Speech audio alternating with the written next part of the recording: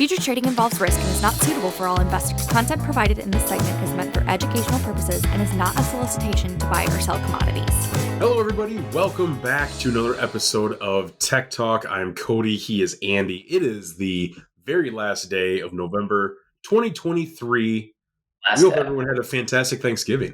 Andy, did you have a great Thanksgiving? Fantastic Thanksgiving, if I can use your parlance there. How about you? I had a great one. What was your favorite dish? You know, it was kind of crazy. We had two. I've never done this before. We had two types of gravy. Oh. Not one, but two. Most people just have one. Variety. Spice of life. Yeah, my brother-in-law also showed up with like a bunch of like free Costco pies. And like, you ever seen one of those things? They're like massive. They're huge. But yeah, what was your favorite dish? I got to go with the old tried and true turkey. Dark meat, not white meat. Yeah, it's easy to dry turkey out, by the way. You want to be careful with that. That's why I can't go with the white meat. It's just too dry. Did you host? My parents did. I did not. So okay. I did the same kind of thing as your brother-in-law. I just went to local store, grabbed a couple things, put it on my own plate, said that I made it, even though everyone knew that I didn't, and lied my way through Thanksgiving. It was awesome. Lied your way through Thanksgiving. Wow, that's happy holidays. Happy holidays, everyone. Maybe this year you'll get some plates you can host next year, or like a bowl. I'm hoping. Like, speaking of, I don't know, corn. I guess. Sure. This came a request, didn't it? It did. Our good buddy Kyle from North Dakota requested March corn specifically. We actually have two requests on the docket today. This is the first one. Two. And we're going to end with a request, if I'm not mistaken. Yep. Sandwich our charts with requests. There you go. A little leftover sandwich from Thanksgiving. Oh, I love Thanksgiving leftovers, by the way. They're so good. Well, what do you think? What do you think of your corn? Created some new lows here in March corn. What, Tuesday, Wednesday? Today's Thursday. Had a little bit of a rally there. Got below, what was our low? 470.5 yesterday. Today's Thursday, the 30th, right? And so this is today's candle. This is about 10, a little after 10 this morning in Central Time. So this is today's like actual candle. Okay, so yesterday's low, 470.5, and that was the preceding day's low, I think, as well. No, that low was 471. So I guess interestingly enough, I mean, the chart poked into new lows on a close and then had these two little, I just call that like, the market being kind of indifferent, didn't know what to do. Super tight range candles, not exactly like a doji, but pretty close. And now starting to kind of reject that. But I mean, these ranges are so small too. This is a 25-cent break that takes place over the course of like full calendar month. Right. You got 5 to 6 cent, higher lows going on here. And that's just kind of all we've seen. I guess like it's tough because when you look at like the momentum, it's not doing anything. It's just basically kind of hugging zero, which doesn't really offer any kind of like a signal. The RSI is not telling you, like, you'd want to see that break into oversold territory, break that blue line, and then come back out to be more, I guess, like a confirmed signal. So I don't necessarily think you could say like the RSI is telling you it's super bullish, because it could certainly rotate back down, and still approach the blue line and be bearish. Yeah. So this is a tough one, right? It's just, there's so little volatility here. I guess the only thing that kind of sticks out to me is you have this right here, right? Mm-hmm. So this has been really in force since a little over a month ago. We've been trending lower. So I guess if anything, a breakout of this could, facilitate a trade back over $5 and into this like 510, what is this high? 517. Yeah, 517. Yeah. But yeah, not a ton to talk about here. It had a boatload of volatility back here, but since then, slow motion. So we talked to Jim Matthews, host of The Grain Feed. Check it out. I talked to him on, kind of the same volatility that we saw here. And he said the thing that will bring us out of this, range-bound corn would probably be the next USDA WASDE. He kind of said the same thing. As we just kind of seem to stay a little range-bound going into the end of the year. Harvest is generically over for everybody. But the next USDA report is what's really going to, pick our poison here. Sure. And, from a weekly, even monthly standpoint, we've seen a significant retracement, obviously, of this big run we had at the latter part of 2020. The market certainly took off from, 4.25-ish? If we were to continue to trend lower, let's say that report is bearish, I would imagine that price becomes that's a big move away, right? I mean, especially that's a 60-cent move in a market that hasn't moved more than 25 cents in over a month. 425, does that become like a big magnet? I don't know, on a long-term basis, maybe. But to your point, probably not going to see a ton of volatility until that report, I would imagine. Right. This is no real new information. Like you said, harvest is over. So you probably want to just trade this range, I guess, right? Like if you get this breakout of this downtrend here, you get this breakout, you could probably have a little bit of a pop, but you start approaching like these, like obviously 520 is a price the market doesn't like. Here. I mean, that could be like a target, so to speak, where you'd want to be looking at selling. But yeah, no, I guess wait and see for the report. Check out Jim's stuff. I'm sure we'll talk grain about feed it. action. This one's been interesting. Oof. Jan milk. Yikes. So this one right here, today's candle, 1620. So we got about a half hour till cash. So this could be different by the time this one comes out. Yesterday, though, how about yesterday's session? That was crazy. I mean, we saw quite a bit of volatility in the milk market. And I think somebody from our company brought it up that, hey, we finally had some pretty decent trade here in December and January. So yesterday, January traded 1,589 cars, down 11. Open interest up 1,100 cars. That's massive. That's crazy. That is crazy. And, just as a quick refresher, open interest, a build of one means that there is a new buyer and a new seller, right? And so if you are buying January and I'm selling it to you and you and I are both new, that's a build of open interest of one. If you're liquidating and I'm new, that's a zero. And if both you and I are liquidating, that's a negative one. Right. So to see a build and open interest of 1,100 contracts means that the buying and the selling for 1,100 contracts were both new. What I think is, I guess, the interesting part about that is that I'd say almost all of the selling in January, not all of it, but pretty close, came as a result of that DCGN spread that was trading. It was about 1,200 of them traded yesterday. That's a massive number. And it was, you look at the December open interest and it was down 687. So you can make the inference that the buyer in December was liquidating shorts and turning around selling January, right? So they roll the shorts into January. Again, it's just us inferring something, right? We have no idea. But that could mean that the new selling in January came as a result of this roll. My question is, who's the new long in the January, right? Who bought that and established a new position? Not that big of a premium to cash. I mean, I have 1530 is current cash using December way. So you got to add some premium into that. I doubt we get check out Joe's channel, by the way. Base is loaded to learn more about NAS and premiums and all that stuff. And do we see a NAS barrel in the 140s? I have a hard time with that. So you got to think that there's going to be some premium, I guess, built into the NAS is my point. So I don't know. It's interesting. You've got this big new open position that got established yesterday. We went from 1850 to 1620, and all of a sudden you've got 1,100 new shorts that are established. I mean, that's really interesting, and the fact that they only had to move the market 10 cents to establish 1,100 new shorts, I think, is also very interesting. So technically, you look at like the RSI in the last couple of days, January's entered oversold territory right here. So this guy down here, you could stay oversold for a while, right? And so if you go back and look in here, we entered oversold territory May 11. We really didn't climb out of it successfully until mid-June, and then really didn't climb back out until July. Mm-hmm. So you could be oversold for a while, according to these indicators, right? And it's when you cross back out of it is when you want to be really mindful of it. And so, it's kind of a warning signal for those that are short, right? So you got a couple warning signals that are kind of cropping up here, right? You've got a big break. And now you've seen a pretty big new long established where it feels like the spec short is just rolling shorts from DCGN. And then the market has now officially, according to the RSI, entered oversold territory. And then I guess the other piece of it too, and I'd be curious your opinion from a producer's perspective. Do you feel like there's going to be a lot of new selling here at 1620 from assuming the new sale in January was a speculator, or assuming that. Right. Do you feel like there's going to be new selling from producers around $16? I personally don't think there is. I was just going to say I think we take a quick trip to 16, maybe break into the $15 handle, but I don't think we stay in the 1580s, 1590s very long before we get a little bit of a pop going on here higher. Yeah. So I think it's, if you didn't sell at 18, you didn't sell at $17.50 or $17. I don't know what's going to make you say at $16, I need to get this market sold when we are looking at the chart creeping into new lows every single day for January. I don't see people layering on a whole lot of short positions down here. Yeah. Well, I mean, somebody established 1,100 new shorts yesterday. So it's right. Exactly. Yeah. I guess my question is the person that would be selling to hedge, like a producer, inventory, something like that. Are we going to see them selling here?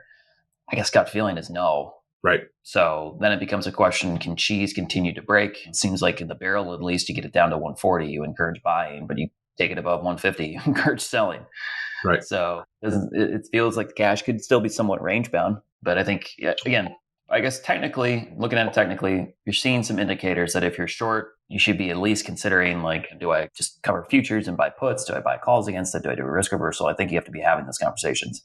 The flip side is too that the momentum here is failing to put in a new low. If you look right here.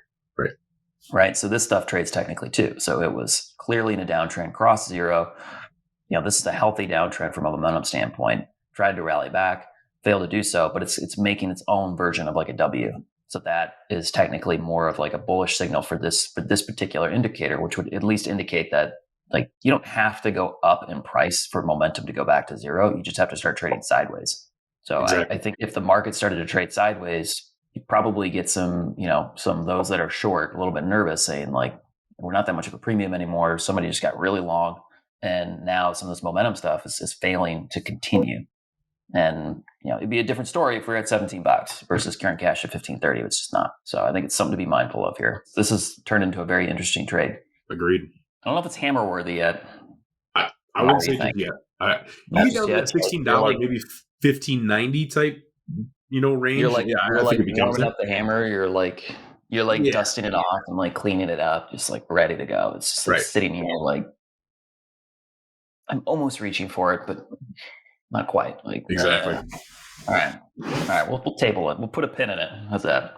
Put a pin in that one. Put a pin in that one. Here's another one. Spot Nonfat. So, question I was asked about this one, and it's an interesting one, is you have first, are we in the middle of number 2? That would then lead to number 3. Really, if you want to be technical about it, you'd want to take this guy and really just kind of lay it on top. So you're talking $1.32 Nonfat. Yeah. I mean, so again, the formation would be like, is this the beginning of an Elliott wave, right? Where you had this significant downtrend. We clearly broke out of that. You started to build a base. Building a base is beginning to have a significant like retracement of the preceding move. Obviously, going from 188 down to 108, 80 cents a pound, that's gigantic. Again, building that base of consolidation is the first real big step, I feel like, to show the signs of a retracement. Fundamentally, it seems like a bit of a struggle. I'm not sure we're there yet. I feel like exports seem to be somewhat lacking.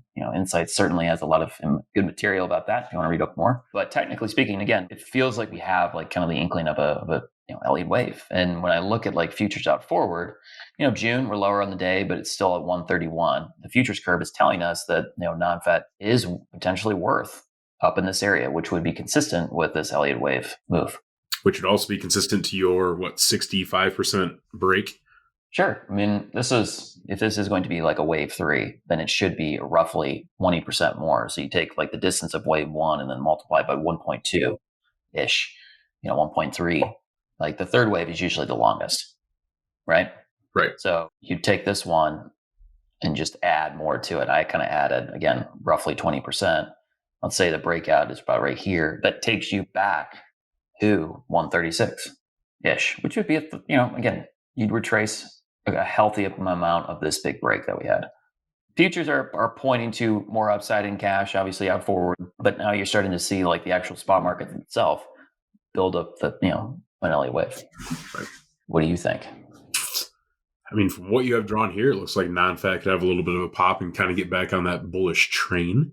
I still think you got to break above 125 there that we haven't saw in a little bit of time. You mean, is it like right here you're talking about? Yep, right there. Which, if we're going to be on the third wave, then that's going to be the big testing point, I think, is $1.25. If we can break through and settle above that, then maybe it's time to go test $1.32, $1.36, area that you have on here. If that Elliott wave is coming into effect. Test it. There we go. Testing. All right. So you're saying we get like a 124 close, it's off to 132, 136 in spot. Yeah, you got a 123.5, call it. We get a 124 close and an open higher? Absolutely. Hey, I'm with you on that one. I'm definitely with you. I think we're beginning, more of, like I said, Elliott wave. I think is we're going to start to play that out. And, if you look at some of this other stuff here, RSI, for example, it's trending higher, but it still isn't really that close to being overbought. There's room for that to continue moving higher before it's considered like overbought. And, we crossed zero and have maintained that cross for some time. So those are both, positive, right? They're not giving you any sort of like warning signal, like what we saw in Jan Milk earlier. So, all right. Last but not least, we sandwiched our stuff with requests. S&P, I believe it was Wisco Phil that was talking about this. Wisco Phil. Wisco Phil. This one's interesting. I mean, we talked about with the megaphone last time, right? Yep. That played out. It played out exactly how you said it was going to. We'll Actually, put that one in the win column. Yep. Did you read Reminiscence of a Stock Operator? I think we talked about that too. We did. Put that on Good the reading book. list. Yep. Other people agreed. Fantastic book. If you want to get Great into book. it, Put it it's on a the good reading book. list. Put it on the Christmas list. You're gonna make a fire. You're gonna what's that, chestnuts roasting or whatever. You're gonna be roasting your chestnuts and like reading your book. So in your house it has like one chair and like 2 plates, 1 fork. Absolutely. But somehow you have the ability to roast chestnuts. Like, hey, whatever works. This one's tough because you had this big move, and the Bears really haven't done much with it. Oh. They've struggled. Now it's starting to kind of round out here a little bit. So I think the test would be, if this thing goes and tests 4,500 and then breaks through that, then I think you're in real trouble here. And I think the trouble would be we go right back into like below this area, back into here in a hurry, right? So you broke out of this trend and are maintaining that breakout, right? Because this, like I said, this is a weak showing from the Bears. You had this huge, it's a big rally, right? 41 and a half, roughly 41.85 up to a high of 4,600. That's just a big move. Big move. Let's just do this real fast. So it's easy math. So 400 times 50, roughly. Like each 1 tick is, or 1 point is $50. So you're talking about like, what is that, $20,000 move on futures market? Mm-hmm. It's obviously that's quite the move. So yeah, like I said, this to me, it feels bearish because you're not maintaining this momentum. It's just kind of like petering out at this point. Right, exactly. Right. It's a great way to put it. It's kind of petering out here. It moved to what, look at that, right? It went right to, these different points of resistance, right? I think it first broke out from there. Wow. See how we're just kind of petering around where it originally touched these touch points were. So that's kind of like the high of yesterday, 45.97. The high where you have that circle drawn, 45.97 and a half. Yeah. These two, we've looked at this stuff before, where when you break out of these longer term trends, these touch points become magnets, right? So this would be the first big sign of weakness, is that we failed, you failed to break through here and then are now failing to stay over at this one, right? Right. So then the next, I guess, point of like interest would be, where it really started to break out from over here, which is about 4,500. If it rolled over and broke through that, then you got to think, this is the next where it really broke out from that mega bone that we talked about. That's the next kind of like, the next stopping point, if you will, or a point where we'd want to go. And then the big concern would be we go right back into this downtrend. We go back into this downtrend, then like I think you got to be concerned with them be like going and testing the former low right down here. So, that's a lot between now and then, obviously, but you're starting to your point, peter out. You're running into these points, which is, again, a bit of a sign of weakness. Got to be careful here. Got to be careful. We do have a big year coming up ahead of us, though. Election year always gives us. Are you running for president? Like, if you want to talk about some volatility in this market, I would imagine that next year, the first part of next year, is going to bring quite a bit of volatility. They never. I forgot it's an election year. Gosh, where's the time go? Well, and the only reason I remember that is because look at gas prices. They're starting to come down pretty heavily, especially during a big travel season right now. There you go. Gotta love election year. You know what? You should become president. I'd love to. Sign me up. You would? Sign me up. Become Cody for president. We could run that campaign. You think I could still do tech talk from the Oval Office, though? You think they'd let me? You'd be the boss. So, I would imagine you could. I can do whatever I want. You're El Presidente. That could be you. Well, write me in. Write me in on your ballots. Paige can be your vice president. I'll take it. You should start thinking about your cabinet too. Who's going to be your cabinet? We'll put you on there. Oh, good. I'm glad I'm getting some presidential consideration here. That's all I got. Well, we had some pretty good charts today. We appreciate Kyle and Phil emailing in, asking about the S&P and corn. Yeah, last day of November. So tomorrow we roll right into D's, getting ready for the holiday season. We will still be back next Thursday with Tech Talk on who knows what charts. So if anyone has anything that they'd like to see, feel free to email, call, right into Andy and I, and we'll take a peek at them. Area Pigeon. We take all requests. We take everything. Take them all. But until then, everyone have a fantastic weekend. Enjoy the cold weather. We'll see you next time.